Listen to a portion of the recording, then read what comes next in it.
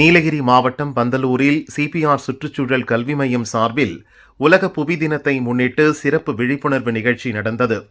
சுய வேலைவாய்ப்பு பயிற்சியாளர் ரமணி வரவேற்றார். கல்வி மைய ஒருங்கிணைப்பாளர் குமாரவேலு தலைமை வகித்தார். அவர் பேசுகையில், புவியின் இயற்கை தன்மை மாறி வருவதால் அனைத்து உயிர்களுக்கும் பல்வேறு பாதிப்புகள் ஏற்படுவது அதிகரித்து வருகிறது. எனவே புவி தினத்தின் முக்கியத்துவத்தை உணர்ந்து அனைவரும் புவியை காப்பாற்ற முன்வர வேண்டும் என்றார். தொடர்ந்து விஞ்ஞானி முனைவர் அசோக் குமார் சிறப்பு அழைப்பாளராக பங்கேற்று பேசுகையில், அனைத்து உயிர்களும் வாழ்வதற்கு தன்னை ஒப்படைக்கும் பூமியை பாதுகாப்பதற்கு மனிதர்கள் தவறி வருகிறோம். பிளாஸ்டிக் உள்ளிட்ட மண்ணின் இயற்கை தன்மையை பாதிக்கும் பொருட்களை மண்ணில் வீசி எறிவதை தவிர்க்க வேண்டும். கழிவு பிளாஸ்டிக் மூலம் வேலைவாய்ப்புகள் உருவாக்கி வருவாய் ஈட்டுவதற்கான முயற்சியை மேற்கொள்ள வேண்டும். தற்போது இயற்கை மாற்றத்தால் குலுகுலு நீலகிரி வெப்பமண்டல நீலகிரியாக மாறி வருவது அதற்கு சிறந்த எடுத்துக்காட்டாகும்.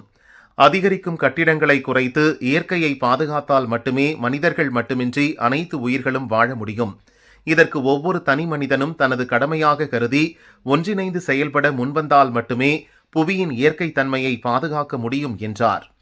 தொடர்ந்து இயற்கையை பாதுகாப்பது அவசியம் குறித்த விழிப்புணர்வு வாசகம் அடங்கிய விளம்பரம் வெளியிடப்பட்டது. நிகழ்ச்சியில் சமூக ஆர்வலர் விஜயகுமாரி மற்றும் கிராமப்புற பெண்கள் பங்கேற்றனர். பயிற்சியாளர் ஹரிதா நன்றி கூறினார்.